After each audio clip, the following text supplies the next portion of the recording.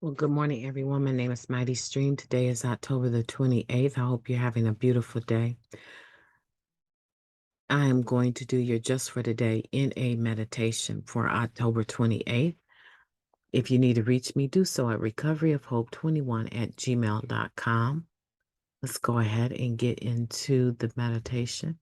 I'm brought to you by Hope Through Navigation, and this is our H.O.O.D Recovery Services. H.O.O.D is an acronym H.O.O.D that stands for Hope Offered on Demand. Okay, so let's talk about attitudes. We can also use the steps to improve our attitudes. Basic text, page 55. Ever have a day when everything seems to be working against you? Do you go through periods when you are so busy taking people's inventories you can barely stand yourself? What about when you find yourself snapping at your coworker or loved one for no reason? When we find ourselves in this bleak frame of mind, we need to take action. At any point in the day, we can set aside a few moments and take a spot inventory. We examine how we are reacting to outside situations and other people. When we do, we may find that we are suffering from a plain old bad attitude. A negative outlook can hurt our relationship with our higher power and the people in our lives. When we are honest with ourselves, we frequently find that the problem lies with us and our attitude. We have no control over the challenges life gives us. What we can control is how we react to those challenges. At any point in time, we can change our attitude. The only thing that really changes in Narcotics Anonymous is us. The 12 steps gives us the tools to move out of the problem and into the solution. Just for today, throughout the day, I will check my attitude. I will apply the steps to improve it. Let's take a moment of silence followed by the we version of the Serenity Prayer. Moment of silence now, please.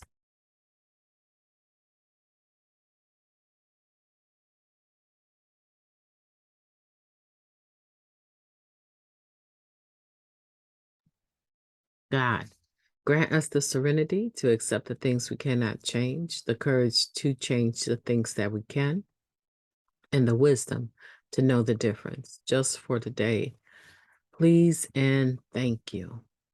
Wow.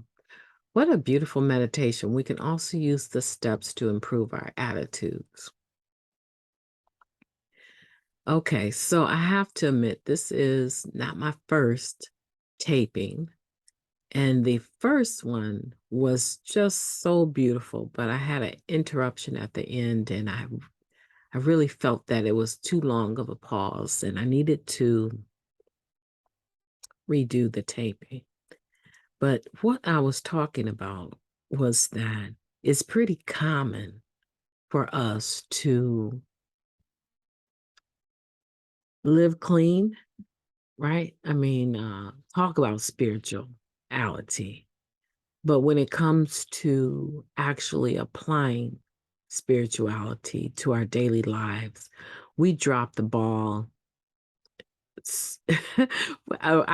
Myself, I drop the ball quite frequently. So I'm assuming that we all drop the ball frequently in our daily affairs because we're human.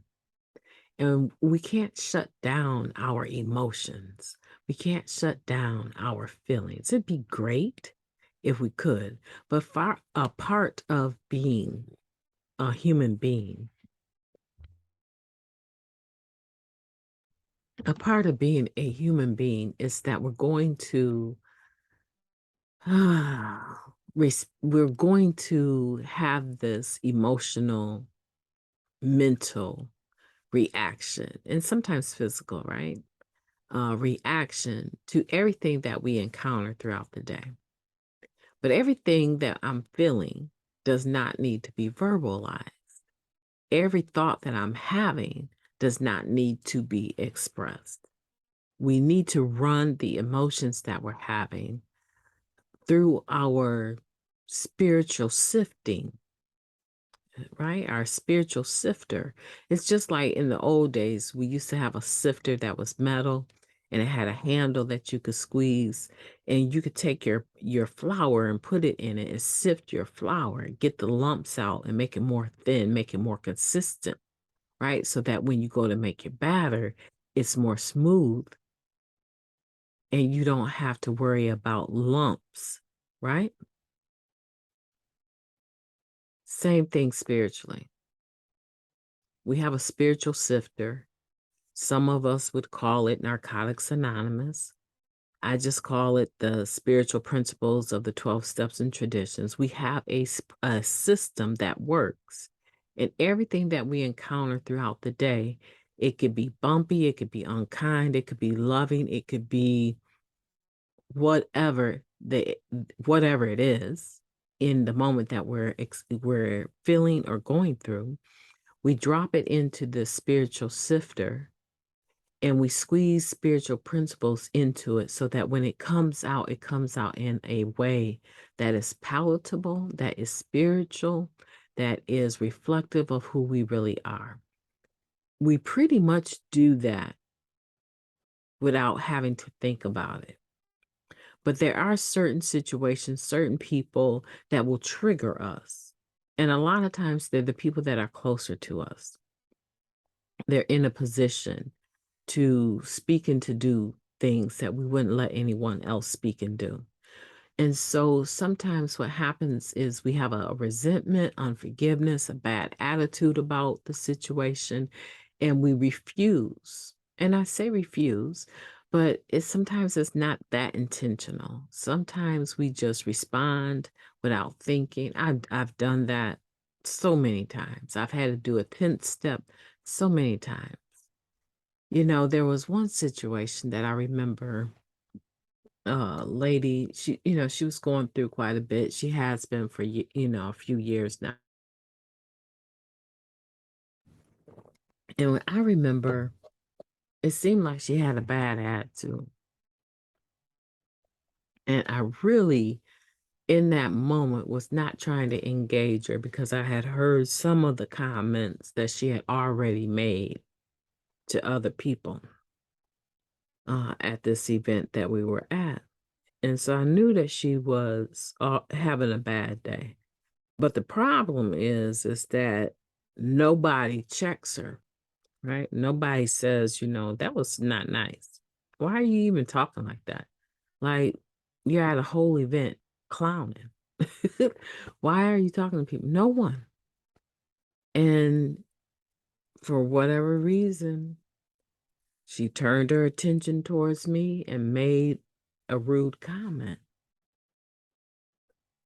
And in that moment, my spiritual sifter was not there. And I responded, right? And I responded so quick. But after the words were out of my mouth, and I'm telling you, they probably took less than 5 seconds to say. If I say, have a beautiful day on purpose, that's about how long it took to say what I said. And because of her personal circumstances, that old cliche that I used meant something different for her. Anyone else that was old enough would remember the cliche, but for her circumstance, it was inappropriate. And do you know, I excused myself, and within an hour, I was apologizing. To this day, the apology has never been acknowledged. And so, in that 5 seconds of unthoughtfulness, in that 5 seconds of not applying spiritual principles, not sifting my emotions through my spiritual sifter, a whole relationship has been injured. Maybe not beyond repair, but I don't have the energy to try to figure it out, right? Because when I do my 10th step, I let it go at that point. I change my behavior. When I do my 10th step, I'm acknowledging that that was not okay, but their response to that is up to them. And that's the same thing with you. You have a responsibility for your recovery. And so when you have a bad attitude or you respond in a way that you know is not spiritual, that has caused injury, like it said in here, we just snapping, we going off on coworkers, taking people's inventories, we having a bad attitude basically, and refusing to do a spot inventory, refusing to check our attitude, and causing injury, though, leaving dead bodies all the way, leaving a trail of dead bodies behind us, which are hurt feelings, right? I'm speaking figuratively, but you do understand what I'm trying to say. So when do we ever spot check ourselves? Because we can't get away from feelings and emotions. But I remember this lady, she coined the term, started a whole business on just this term that we've used for years, but she was able to help people understand that they need to flip the script in any situation that they're in. We have this tendency to have patterns and ways of thinking that have become normal for us. These little grooves in our brains, these little messages within our brains that are firing off emotions and feelings and microfacial reactions. But we can flip the script at any point in time and teach ourselves how to respond differently with spirituality. We need to do more spot checks, more spot inventories. We need to be more intentional about applying spiritual principles and not assuming that everyone is going to just give us a pass. She doesn't have the same, this lady doesn't have the same system for spirituality as I do, right? Mine is in A. She's not in recovery. What she know about spiritual principles are just universal. Love your children, take care of your family, be kind to people, don't steal. Right? These are universal spiritual principles but for addicts,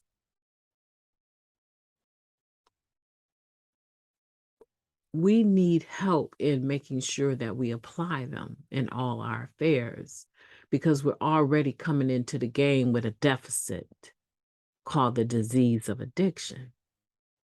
And you will have people tell you that it's more mental than anything. Our disease of addiction lies between our two ears. It's the way that we think. That's why we say our best thinking got us here. But make no mistake, we can retrain ourselves to be able to respond differently. Now, I'm paying the price for a lost friendship, relationship, right? As a consequence of 5 seconds of foolishness. But maybe this isn't your story. Maybe you can't really, maybe you actually are applying spiritual principles in all your affairs and you're not offending people and hurting people and stepping on their toes or speaking the wrong way or sighing when they're in the middle of talking to you. So now they understand that you're bored with them, exhausted with them.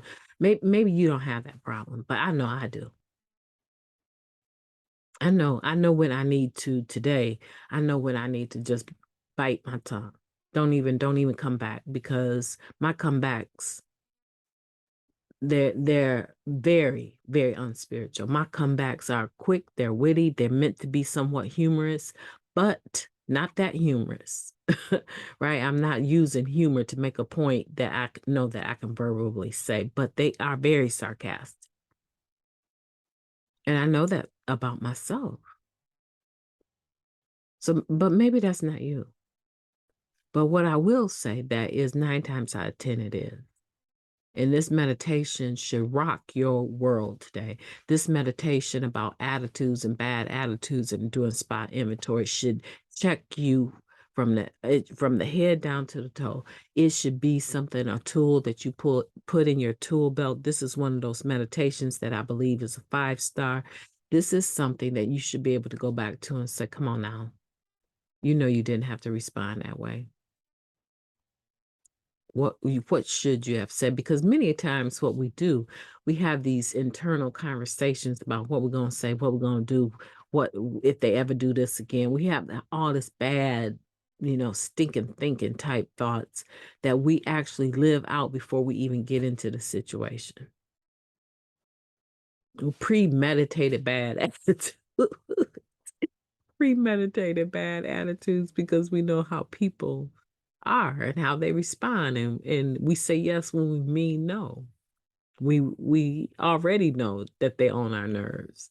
And then instead of explaining to them, whew, when you go into the kitchen and you leave a plate with some ketchup on it, and you could have just rinsed that off, that irritates me. And I need you to stop and change that behavior. I'm not your plate rinser, right? We can have those conversations with individuals in a loving and kind manner. We can sift those situations through our spiritual sifter and change the dynamics.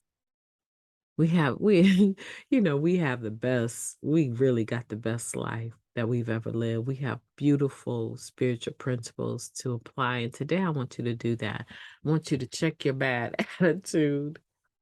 Spiritually check your bad attitude. Make a commitment to change it just for today. I want for you to be able to have a beautiful day. You don't need to go tell your coworker off. You don't need to respond that way. You might need to communicate the truth about how you're feeling and do it on a day when you're actually feeling really good on side and can apply it with the spiritual sifter of love. I hope that you have a beautiful day. I've enjoyed talking to you. My name is MightyStream, and I will be talking to you tomorrow.